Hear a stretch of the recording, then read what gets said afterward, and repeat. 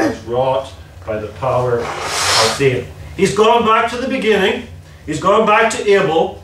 He's mentioned various Old Testament saints. He's gone as far as the period of Joshua and the fall of Jericho and Rahab the harlot. And now he looks forward and says to himself, well, I have to cover the judges and the kings and the Babylonian captivity and the return. It's too much. I can't possibly do it. There's far too many examples. I can't possibly include them all. If he listed every single believing man, woman, and child in the Old Testament, he could never give an exhaustive account. And one of the many unnamed, unremembered, unmentioned believers of bygone ages. One of the believers between the Old and the New Testaments. One of the believers in the New Testament during the time of the life of Jesus Christ. One of the apostles. One of all of the believers in all of the churches founded by the apostles in the New Testament age.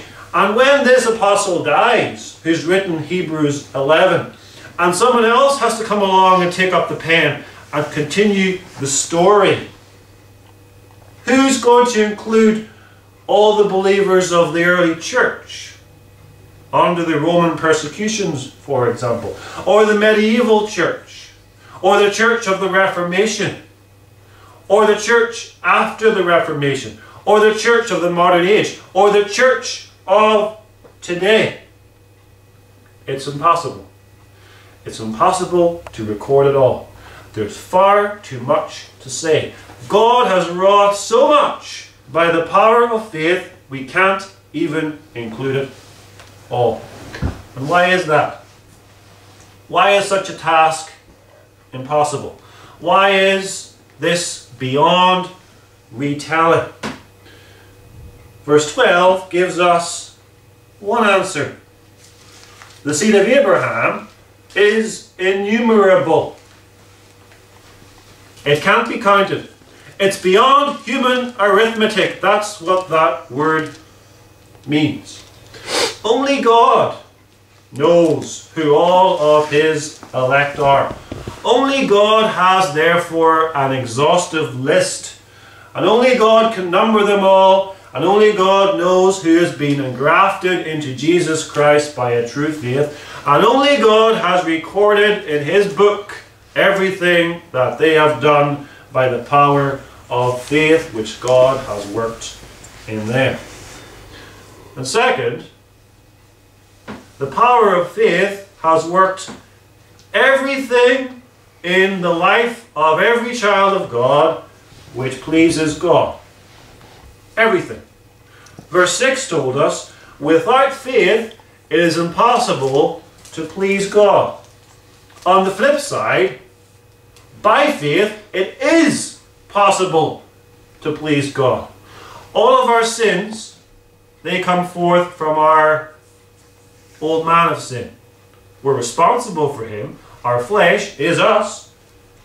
But that's where our sin comes from. Our flesh, our sinful flesh. All of our good works, all of our good thoughts, all of our good words, all of our actions which please God, comes forth, all of it, from the power of faith in us, by the power of grace working in us.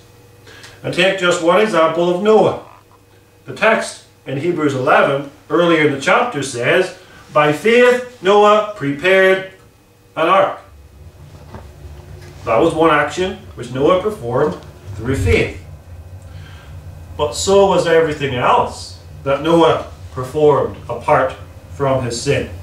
He did that by faith also.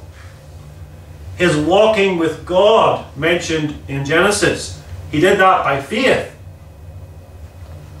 His offering a sacrifice after the flood, he did that by faith. His living to a ripe old age of 950 years, he did that by faith. And every day of his life, assuming he was a child of God from the beginning, and we assume that because he was born of godly parents. He lived by faith. That's 950 years multiplied by 365. Every day, every moment, he lived by faith. And if we were to include in this book, which we write about Noah, all of those actions, all of that activity which he performed by faith, how long would such a book be? And then add to that a book about Abel, and a book about Enoch, and a book about all the other saints in the Old Testament, and then a book about all the saints of the New Testament, and the saints of every age.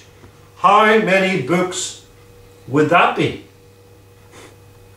No wonder the apostle says that he can't possibly finish his task. And what shall I more say? For the time would fail me, he says. That's what John says about Jesus Christ at the very end of his gospel account. And there are also many other things which Jesus did, the which, if they should be written every one, I suppose that even the world itself could not contain the books that should be written. So the number of the saints is innumerable. The number of the acts which all of the saints have performed by the power of faith is also innumerable, and also no one saint can possibly exhaust the power of faith. In God's eternal decree of predestination, God determined who his children would be, the elect. And in God's providence, God works out every aspect of their lives. And he molds and he crafts every child of God and all of his life and all of the activities and circumstances of his life, so that every aspect of faith from every possible angle can be shown in the history of the world and in his church. And no one child of God can possibly then show every aspect and every facet of faith.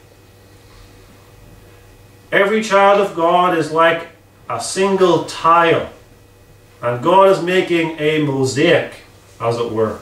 And every child of God belongs in this huge mosaic as a little tile, and each tile then makes up part of that mosaic. Or as the Bible puts it, every child of God is a member or a part of the body of Jesus Christ, and the whole body, fitly framed together, is glorious to the Lord. Or think of a crystal chandelier, every little piece of glass. All together, the light shines through all of that glass, and it produces a glorious effect as the light shines off every angle of every piece of that cut glass. And so the idea is that not one, not two, not 27, not 100 of the saints of God can show every aspect and every facet of faith. That's impossible. Faith is multifaceted. It's varied. Abel displays one aspect of faith. He's included. Noah displays another aspect of faith. He's included. Abraham, another aspect of faith. David, another. But the story would not be finished without Samson, or Jephthah, or Barak. And the story is not yet complete, and the story will not be complete until all of the children of God are born, gathered into the church, and ultimately saved. And perhaps you say, well, my life is hardly very exciting. I have not subdued kingdoms and wrought righteousness and obtained promises and stopped the mouths of lions and quenched the violence of the fire and so on and so forth. No matter, your life as a child of God is important in the overall mosaic that God is building. You have a place. And without you, it will be incomplete. Therefore, live by faith. Live by faith to the glory of God. And so, having declared the impossibility of his task, the apostle simply gives us a quick summary. And what should I more say? For the time would fail me to tell of Gideon, and of Barak, and of Samson, and of Jephthah, of David also, and Samuel, and the prophets. He tells us of the judges: Gideon, Barak, Samson, Jephthah. He tells us of the prophets: Samuel and the prophets. He tells us of the kings: David, one of the godly kings. Then he lists no fewer than 10 things which these men and women of faith have performed by the power of this faith. 10 verbs, one after the other in quick succession. And it has an effect upon the reader of, look at what faith has done. Look at what God has wrought by the power of faith. One commentator said it has a sledgehammer effect. Subdued, wrought, obtained, stopped, quenched, escaped, made strong, waxed valiant, turned to flight, received. All those verbs, one after the other. And notice what difficulties faith has overcome. The difficulties which faith faces are formidable. And God's people endure them by faith. And the more formidable or difficult the challenge, the more glory God receives from enabling his people to triumph over those challenges and difficulties by faith.